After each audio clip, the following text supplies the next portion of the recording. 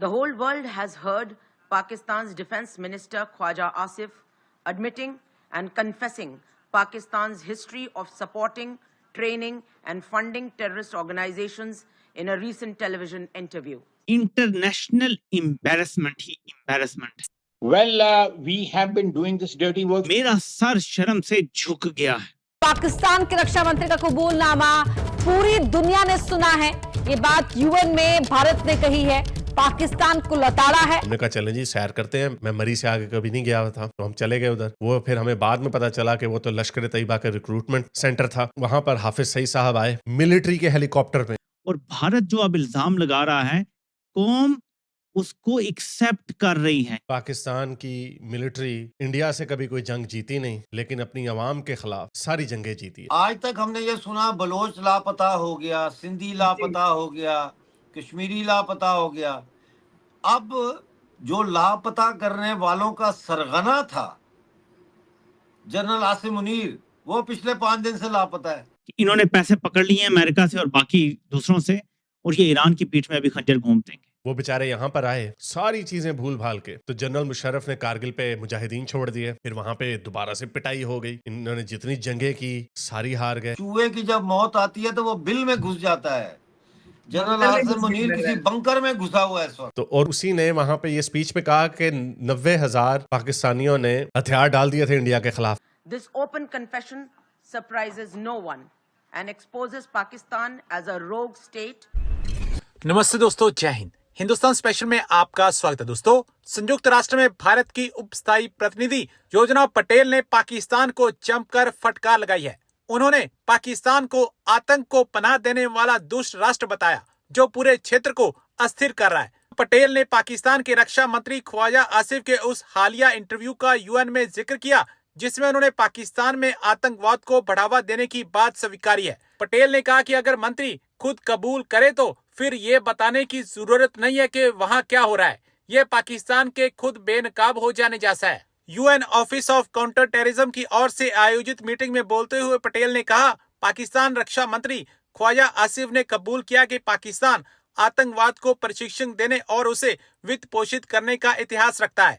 इससे पाकिस्तान वैश्विक आतंकवाद को बढ़ावा देने वाले देश के रूप में उजागर हुआ है. दुनिया अब इस खतरे से आंखें नहीं मूंद सकती. उन्होंने भारत को सीमा पर आतंकवाद का शिकार बताते हुए कहा कि पाकिस्तानी रक्षा मंत्री का आतंकवादियों को ट्रेनिंग देने का कबूलनामा आश्चर्यजनक नहीं है. यह देश ऐसा करता रहा है और कर रहा है. बड़ा मशहूर कॉल है कि पाकिस्तान की आर्मी कभी कोई जंग जीती नहीं, लेकिन इलेक्शन कभी हारी नहीं. पाकिस्तान की मिलिट्री इंडिया से कभी कोई जंग जीती नहीं, लेकिन अपनी अवाम के खिलाफ सारी जंगें जीती. वाजपेयी साहब जब दोस्ती का हाथ बढ़ाने आए मीनार पाकिस्तान पे, उन्होंने कहा कि पाकिस्तानियों को ये शिकायत है ना कि भारत ने कभी पाकिस्तान का वजूद तस्लीम नहीं किया. उन्होंने वजूद भी तस्लीम किया. मीनार पाकिस्तान की तकरीर में उन्होंने कहा कि हम आपको कबूल करते हैं और हम चाहते हैं कि आप आगे तरक्की करें. वो बेचारे यहाँ पर आए सारी चीजें भूल भाल के, तो जनरल मुशर्रफ ने कारगिल पे मुजाहिदीन छोड़ दिए. फिर वहां पे दोबारा से पिटाई हो गई. इन्होंने जितनी जंगें की सारी हार गए. 1965 में ऑपरेशन जिब्राल्टर किया, कश्मीर में चढ़ा दिया. जब इधर से वो लाहौर आने लगे थे, उन्होंने कहा कि वो देखें जी हम जंग जीत गए. 1971 में भी उन्होंने इसी तरह किया. उन्होंने कहा कि आपने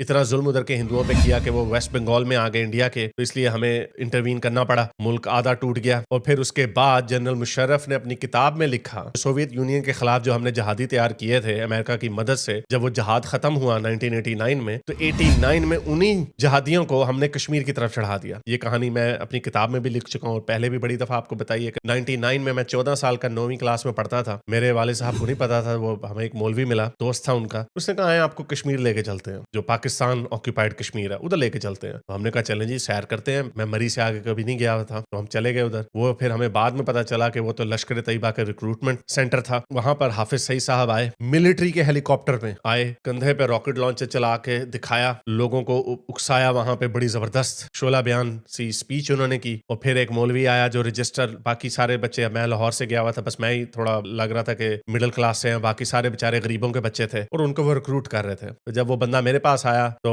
मैं भी उस वक्त, जारी बात है बच्चा था, वो आपको स्पीचेस ऐसी करते हैं, पाकिस्तान का जज्बा आपके दिल में डालते हैं. तो और उसी ने वहां पे ये स्पीच पे कहा कि 90,000 पाकिस्तानियों ने हथियार डाल दिए थे इंडिया के खिलाफ. तो पाकिस्तान की आर्मी को बुरा भला बोल रहा था. पाकिस्तान मिलिट्री के हेलीकॉप्टर में आया. आज तक हमने ये सुना बलोच लापता हो गया, सिंधी लापता हो गया, कश्मीरी लापता हो गया.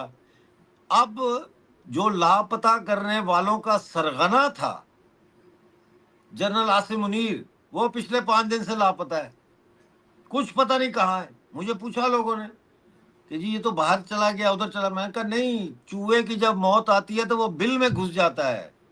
जनरल आसिम मुनीर किसी बंकर में घुसा हुआ है, इस वक्त छुपा हुआ है, फैमिलियां बाहर भेज दी हैं, पैसा बाहर निकाल रहे हैं। इस वक्त फ्लाइट ऑफ कैपिटल पे आप जरा नजर रखना, पाकिस्तान से इस वक्त फ्लाइट ऑफ कैपिटल शुरू हो गई है, यानी पैसा, दौलत, सरमाया, चाहे वो सोने की शक्ल में हो चाहे डॉलरों की शक्ल में हो, वो अब पाकिस्तान से तेजी से घंटों की बुनियाद पे पर आवर इतना उस हिसाब से निकल रहा है। चार्टर्ड फ्लाइट्स जा रही हैं एमिरेट्स, यूएई, और वो चार्टर्ड फ्लाइट्स जो है वो उसमें डॉलर्स और फैमिलीज वो निकल रहे हैं। और इस वक्त सही कमाई, जैसे कश्मीर में हमारे सीजन जब होता है हॉलीडे का तो सही कमाई होती है उस वक्त शिकारा वालों की, ऐसे इस वक्त जो प्राइवेट चार्टर्ड जहाज़ों के मालिक हैं उनकी चांदी है, वो जो मुंह मांगे पैसे मांग रहे हैं और दिए उनको दे रहे हैं। ये पाकिस्तान के हालात बहुत ख़राब हैं। और ऊपर से आप ये देखें, आपने कभी ये सुना है कि 2 मुल्कों में जंग होने लगे तो एक मुल्क के जनता जो है वो दुश्मन मुल्क की फौज को कहे आ जाओ मारो इनको, जान छुड़ाओ हमारी इनसे। पंजाब से लेके केपीके तक और बलूचिस्तान से लेके सिंध तक लोग इंतजार में हैं कि कब मोदी जी इस फौज की पिटाई करके इनसे जान छुड़ाते हैं उनकी। आपको पता है कि आज 12वां दिन है, सिंध बंद है, और मैंने अपने एक्स पे डाली है वीडियोस किस तरह से सिंधी मुजाहरे कर रहे हैं, ट्रेनों के आगे लेट रहे हैं, खड़े ट्रेनों के इंजनों पे चढ़े हुए हैं, कह रहे हैं नहीं चलने देंगे रेल, पुलिस की गाड़ियों को आग लगा रहे हैं, रेंजर के साथ तसादम हो रहा है, और मीडिया ब्लैकआउट है। मीडिया में सिर्फ ये खबर चला रहे हैं कि हिंदुस्तान ये, हम ये कर देंगे, हम वो कर देंगे। यही तो हकीकत है डॉक्टर साहब पाकिस्तान की। पाकिस्तान आर्मी हो, सहाफी हो या आम लोग हो, सबकी मानसिकता तो, सोच तो एक ही जैसी है भाई, वो एक जैसी है। इन लोगों की, जनता की सोच और है।